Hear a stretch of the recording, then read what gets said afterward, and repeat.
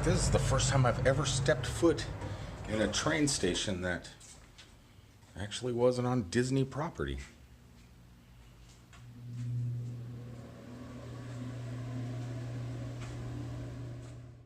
Welcome everybody to another Road King trucking vlog. Coming to you from a Amtrak station here in Wildwood, Florida. I'm off work for a couple hours. I have to pick up a driver. You know, sometimes we get new drivers that come in on a train, on a plane, on a bus.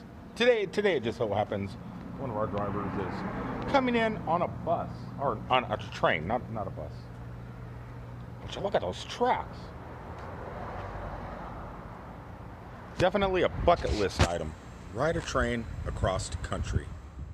Well, that actually took a little bit of time. I thought that our new driver was bringing the train in, and I guess he brought the train in a couple towns down, and then Amtrak has a bus service that brings you to the train station, which is weird, because why would a bus bring you to the train station when you could just bring the train to the train station?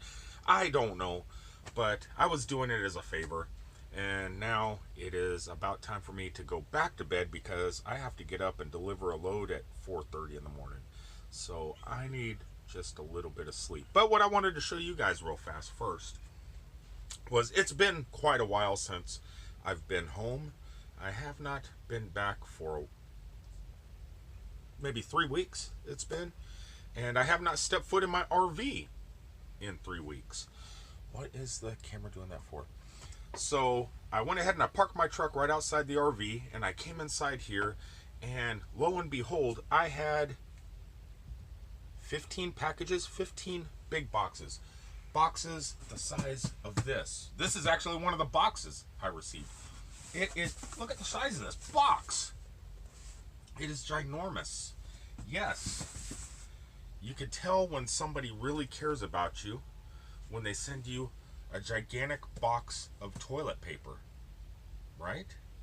You know someone loves you when they gift you toilet paper, which was actually a perfect gift just because I have this thing now, and this channel is slowly going to morph into my truck driving channel, which it is now, kind of, and an RV channel, both at the same time, because I have plans over the next 12 months to periodically take time off and explore America like this, and not just in a big rig. So I'm going to be traveling and working really hard during the summer months, and then during the winter months kind of learning how to live in an RV. So I figured, what better thing to do today than kind of give you a little bit of history of how I got in this situation, which isn't a bad situation. It's been something I've been wanting to do for ever since I can remember. It was either an RV or a houseboat in the Gulf of Mexico, which I think this year I will accomplish both of those tasks. And it's just the beginning of 2018, and I already got stage 1 complete. Stage 2 may take a little bit longer, but we'll get there. We'll get there. So, as a truck driver, I don't know if a lot of you know, it's a pretty difficult life on relationships. It's a hard life on relationships because you're never home. You're home one time for 2 days, every 30 to 60 days. And your significant other, that's a lot of neglect there that you're showing that person. Because not every spouse can just go with you, because in my case I had 2 children at the time, and it was just really, they had school, everything else, so I'm out on the road working. My wife was at home taking care of the kids, and I just wasn't there. And after 22 years it just kind of evaporated. Then not too long after that, I started dating somebody else, and we dated for like 13 years. And it was pretty good for a long time, but I had to go over the road, and again, relationship dissolved. It's just a part of the truck driver life. And until you could find that one person that could ride with you in the truck and just travel the country and not worry about taking care of a house, you know, and the mortgage payments and everything else. And until you could find that one person that could just go with you and just enjoy life, you're not going to have a great relationship. And so after owning 2 homes, I decided to myself, what am I doing?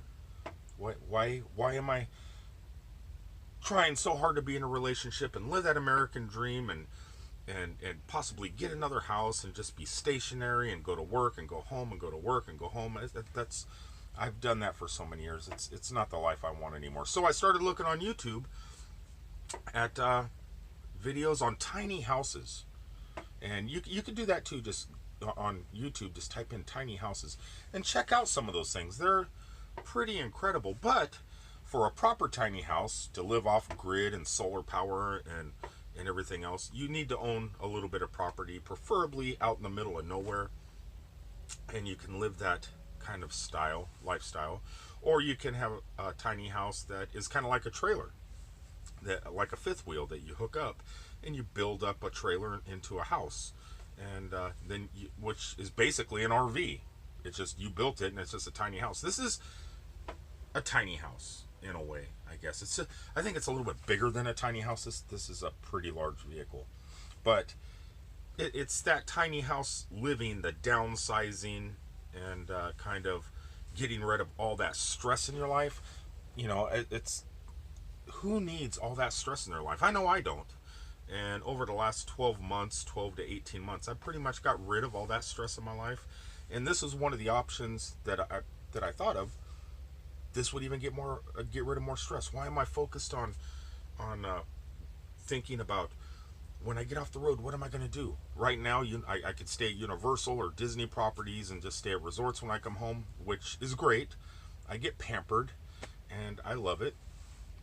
But sometimes you just don't want to do that. Sometimes you want to have a place where you can put your stuff. And so I ended up getting this pretty amazing thing. And that's how I got to where I am, pretty much. Truck driving and me not being very good in relationships is how I got into the situation I am. And it's not for the lack of trying when I was in a relationship to talk to my spouses at the time to say, hey, we should do this. We should look into this type of life, or a houseboat on the Gulf of Mexico in Tampa or Clearwater or something, and kind of get out of the brick and mortar thing and onto the water, or into something like this. And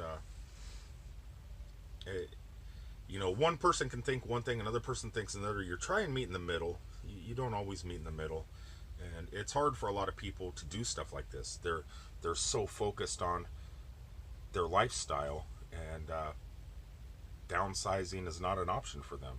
Well, for me it was. And anyway, so when I first picked up this RV, I made a couple videos. I haven't been inside of it much. This is the most I've been inside of it. This is going to be the first time I actually go back to the bedroom back there and sleep for a couple hours before I have to wake up and go to Orlando and then Miami tonight.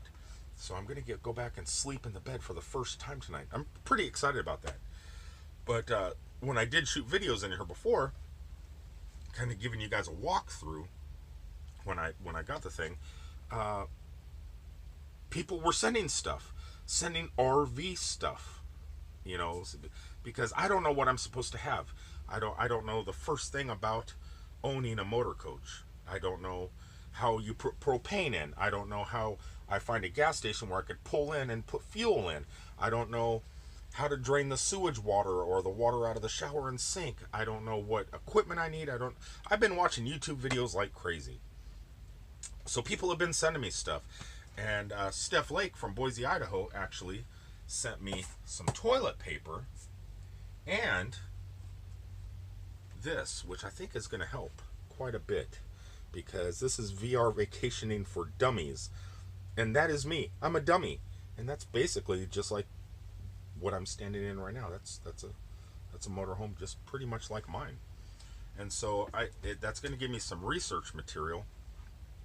And I plan over the next 12 to 24 months to start taking a lot of time off, you know, generating as much revenue as I can, and going out and seeing the country in this, and hitting roadside attractions and stuff that I can't get into in my tractor trailer.